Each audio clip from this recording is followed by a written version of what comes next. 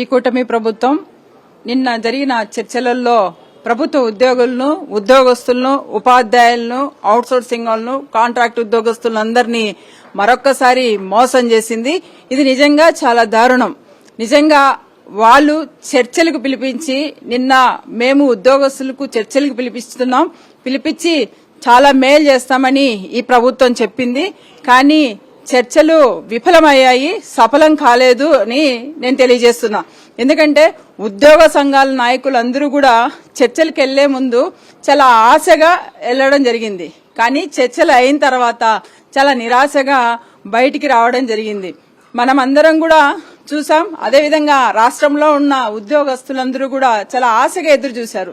నిన్న చర్చలు జరిగాయి. ఖచ్చితంగా మాకు న్యాయం చేస్తారు, మాకు రావాల్సిన ఆర్థిక ప్రయోజనాలన్నీ కూడా మాకు ఇస్తారని ఒక ఆశగా ప్రభుత్వ ఉద్యోగాలందరూ కూడా ఎదురు చూడడం జరిగింది. కానీ ఈ ప్రభుత్వం ఉద్యోగస్తులకు మోసం చేయడం జరిగింది. నిజంగా ఇది చాలా దారుణమని నేను తెలియజేస్తున్నా. ఎందుకంటే మొన్న ఒక చర్చలు జరిపారు. మొన్న జరిగిన చర్చల్లోనే వాళ్ళు ఒక ఏదైతే ఈ ప్రభుత్వం మోసమని ఒక సినిమా చూపించడం జరిగింది.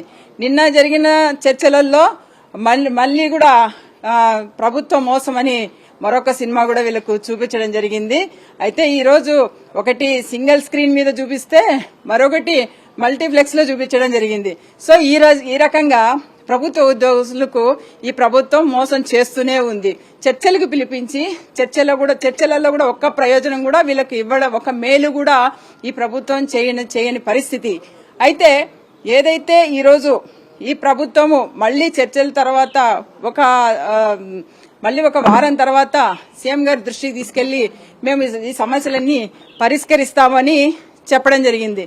అదే ఈ ఉద్యోగస్తులందరూ కూడా అనుకోవడం జరుగుతోంది, ఎప్పుడు కూడా చర్చలకు పిలిపిస్తారు, కానీ చెప్పిన సమయానికి ఇచ్చిన టయానికి వాళ్ళు ఎప్పుడు కూడా మన ఉద్యోగస్తుల సమస్యలను పరిష్కరించింది లేదో అని ఈరోజు రాష్ట్రంలో ఉన్న ప్రభుత్వ ఉద్యోగస్తులు అందరూ కూడా అనుకునే పరిస్థితి. ప్రభుత్వ ఉద్యోగస్తులందరూ కూడా ఈరోజు అనుకునేది ఏంటంటే ఇది మంచి ప్రభుత్వం కాదు, ముంచే ప్రభుత్వము అని అనుకుంటున్నారు. అదేవిధంగా ఈ రోజు ఏదైతే ఇది డబుల్ ఇంజన్ సర్కార్ అని చెప్పుకుంటుందో, ప్రభుత్వ ఉద్యోగులకు ఇది డబుల్ చీటింగ్ సర్కార్ గా తయారైంది. అదేవిధంగా ఏదైతే ఇది ఎంప్లాయీస్ ఫ్రెండ్లీ ప్రభుత్వం చెప్పుకుంటుందో కాదు, ఇది ఎరియర్స్ ప్రభుత్వంగా మారిందని ఈ సందర్భంగా తెలియజేస్తున్నా. ఎందుకంటే ఈ రోజు ప్రతిసారి ఉద్యోగస్తులు పిలిపిస్తారు, చర్చలు అంటారు, మళ్లీ వాళ్ళకి ఏయో మాయమాటలు చెప్పి తర్వాత పోస్ట్ పోన్ చేసుకుంటూనే వస్తున్నారు, కానీ ఎక్కడ కూడా ప్రయోజనం అందించలేదని తెలియజేస్తున్నాం. ఇదే విధంగా ఈ రోజు చూసుకుంటే ఈ కూటమి ప్రభుత్వం అధికారంలోకి వచ్చి 25 నెలలు కావస్తున్నా 52 సార్లు కేబినెట్ మీటింగులు జరిగాయి. 52 సార్లు కేబినెట్ మీటింగులో ఏదైతే కేబినెట్ మీటింగ్ కి ఎజెండా తయారు చేసే ఉద్యోగస్తుల గురించి కూడా ఒక్క మేలు కూడా ఒక కేబినెట్ లో కూడా చెప్పింది లేదు. అదేవిధంగా ఈ రోజు వాళ్ళు కూడా అధికారులందరూ కూడా ఉద్యోగస్తులందరూ కూడా అనుకుంటున్నారు ఈ ప్రభుత్వం వచ్చి 25 నెలలైనా కూడా మనకు ఒక్క మేలు కూడా ఇంకా జరగలేదని ప్రభుత్వ ఉద్యోగస్తులందరూ కూడా అనుకునే పరిస్థితి. ఎందుకంటే వాళ్ళు ఏదైతే ఎజెండా తయారు చేసే వాళ్ళకు కూడా తెలుసు ఈ ప్రభుత్వం ఇంకా మనల్ని మోసం చేస్తుంది అని వాళ్ళకు కూడా తెలిసి ఈ రోజు రోడ్డు మీదకి వచ్చినారు. ఉద్యోగ సంఘాల నాయకులందరూ కూడా రోడ్ల మీదకి వచ్చి మా డిమాండ్స్ మీరు నెరవేర్చుకుంటే మేము ఖచ్చితంగా పోరాటానికి సిద్దమయ్యామని చెప్పిన తర్వాత వీళ్ళు ఈ గ్రూప్ ఆఫ్ మినిస్టర్ మీటింగ్ లో అదేవిధంగా అధికారులతో ఉద్యోగ సంఘాల నాయకులు వెళ్లి చర్చలు జరపడం జరిగింది. అయితే పాపం వాళ్ళు ఎంత ఆశగా వెళ్లారో అంత నిరాశగా కూడా బయటికి రావడం జరిగింది. వాళ్ళందరూ కూడా చెప్తున్నారు బయటకు వచ్చి ఈ ప్రభుత్వం మాకు ఖచ్చితంగా ఈ మీటింగ్ లో ఈ చర్చలలో, ఎందుకంటే వాళ్ళు వెళ్ళింది మాత్రం అందరూ ఎంతసేపు చెప్తున్నారు, మేము 5 గంటలు చర్చించాము అని చెప్తున్నారు. 5 గంటలు చర్చించినప్పుడు కనీసం మీరు ఇప్పుడు 5 డిఏలు పెండింగ్ లో ఉన్నాయి, 5 డిఏల గురించి ప్రస్తావనే లేదని నేను తెలియజేస్తున్నా. అదేవిధంగా 21 మంది సంఘాలు వెళ్లారు, 21 డిమాండ్స్ వాళ్ళు ముందర పెట్టారు. 21 రూపాయి కూడా వాళ్ళకు లాభం లేదే, 21 రూపాయికి సంబంధించిన ఒక మేలు కూడా ఈ ప్రభుత్వం చేయలేదే. ఆ చర్చలలో ఏం జరిగింది? అసలు ఆ మినిస్టర్స్ అందరూ కూడా నెక్స్ట్ వారం మేము ఖచ్చితంగా సీఎం గారి దృష్టికి తీసుకెళ్లిన తర్వాత పరిష్కరిస్తామని చెప్పడం నిజంగా చాలా బాధాకరం. ఎందుకంటే group of ministers joint council జరిగినప్పుడు ఖచ్చితంగా ఒక డిస్కషన్ అయితే ఆల్రెడీ ముందే జరిగింటుంది. జరిగి కనీసం వీళ్లకు ఉద్యోగస్తులకు ఇంతమంది ఇక్కడికి వచ్చారే ఆశగాని పిఆర్సీ కమిటీనైనా పిఆర్సీ కమిషన్ అయినా వాళ్ళు వేయొచ్చు కదా. అది కూడా లేకోకుండా ఈరోజు వాళ్లకు ప్రభుత్వ ఉద్యోగస్తులకు మొండి చేయి చూపించడం జరిగింది. వాళ్ళు ఆ మీటింగ్లలో ఆ చర్చలలో కనీసం no DA, no PRC commission, no IR, no arrears ఏవి లేకోకుండా ఈరోజు వాళ్లకు మోసం చేయడం జరిగింది. కానీ ఈరోజు ఈ కూటమి ప్రభుత్వంలో నిజంగా డిఏ అంటే డియర్నెస్ అలవెన్స్ ను కాస్త వాళ్ళు ఏం చెప్తున్నారు, ఈరోజు డోంట్ టాస్క్ అనే విధంగా చెప్తున్నారు. అదేవిధంగా ఈరోజు పిఆర్సీ అంటే పే రివిజన్ కమిషన్ కాస్త pending revision commission post phone revision commission గా ఈరోజు ఈ ప్రభుత్వం మార్చిందని నేను తెలియజేస్తున్నా. ఎందుకంటే ఎప్పుడు కూడా లేదు, కనీసం ఐఆర్ ఇస్తారని అనుకున్నారు.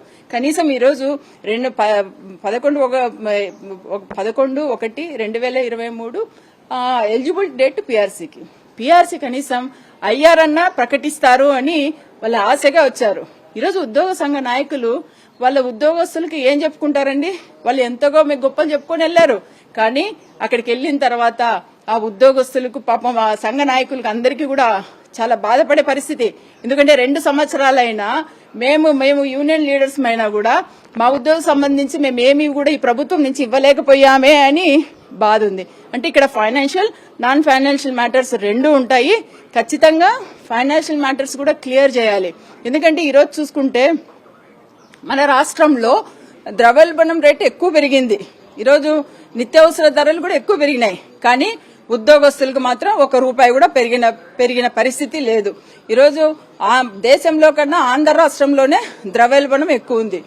దాదాపు ఈరోజు రాష్ట్రంలో చూసుకుంటే మామూలుగా దేశం అంతా చూసుకుంటే 3.97% ఉంటే అదే ఆంధ్ర రాష్ట్రానికి వచ్చినప్పటికీ 4.97% వచ్చింది. అదే ఇంకా గ్రామీణ ప్రాంతాల్లో ఆహార ద్రవ్యోల్బణానికి వస్తే దాదాపుగా 8% వరకు ఉంది. సో ఈ విధంగా చాలా వరకు మనం ఈ విధంగా చెప్పుకుంటూ పోతే మన రాష్ట్రంలో మన ఉద్యోగస్తులకు మాత్రం చాలా అన్యాయం జరుగుతుంది. ఈరోజు ఏదైతే ప్రభుత్వ ఉద్యోగులు ఈ కూటమి ప్రభుత్వానికి నమ్మి ఓటేసి అధికారం ఇచ్చారో ఈరోజు వాళ్ళను నట్టేటన ముంచిన ప్రభుత్వం ఏదంటే కూటమి ప్రభుత్వం. ఇప్పటికైనా కూడా చంద్రబాబు నాయుడు గారు సీఎం గారు ఏదైతే వాళ్ళకి మాట ఇచ్చారో ఖచ్చితంగా వారం లోపల మేము మళ్లీ డిస్కస్ చేసి మీ ప్రాబ్లమ్స్ సాల్వ్ చేస్తామని చెప్పారో, కానీ ఇచ్చిన మాట ప్రకారం చెప్పిన టయానికి ఖచ్చితంగా ఉద్యోగస్తులకు న్యాయం చేయాలని మేము కోరుకుంటున్నాం. అదే ఇంకా ఈ ప్రభుత్వం చూసుకుంటే ఒకవైపు ఉద్యోగస్తులకు ఆర్థిక నష్టం కలిగిస్తూ ఆర్థిక ప్రయోజనాలు ఇవ్వకుండా ఇంకొక వైపు వాళ్ళకు ఒత్తిడితో పాటు కొత్తగా ఒక జీవోని తీసుకొచ్చారు. నిజంగా చాలా ఆశ్చర్యం ఏంటంటే ఉద్యోగస్తుల కోసం అధికారుల కోసం ఇంకొక జీవోని తీసుకురావడం. అది ఏంటి, యాక్చువల్గా 1426 అని ఒక జీవోని తీసుకొచ్చారు. అది ఏంటి అగ్రీడ్ అని చెప్పి చెప్పడం జరిగింది. నిజంగా అగ్రీడ్ లిస్ట్ అని చెప్పడం జరిగింది. నిజంగా ఇది చాలా బాధాకరం. ఎందుకంటే ఈ జీవోలు కొత్తగా ఈ ఆంధ్ర రాష్ట్రానికి తీసుకురావాల్సిన అవసరం ఏంటి అని నేను ఈ ప్రభుత్వాన్ని అడుగుతున్నా. అంటే మీకు అధికారుల మీద నమ్మకం లేదా? అంటే అధికారుల మీద ఒక నిఘా పెడతారా మీరు? అంటే మీరు ఇప్పుడు అధికారుల మీద ఒక నిఘా పెడితే వాళ్ళు పనిచేసే తీరును అంటే మీరు సస్పెక్ట్ చేస్తున్నారా అని నేను అడుగుతున్నా. అంటే ఈరోజు అధికారులందరూ కూడా అధికారుల మీద నిఘా పెట్టి అంటే వాళ్ళు ఏం చేస్తున్నారు వాళ్ళ విషయాలన్నీ మీరు తెలియజేసుకొని వాళ్ళని హరాస్మెంట్ చేస్తారా? ఎందుకు మీకు ఈ ఉద్యోగస్తుల మీద ఇంత కక్ష అని నేను ఈ ప్రభుత్వాన్ని అడుగుతున్నా.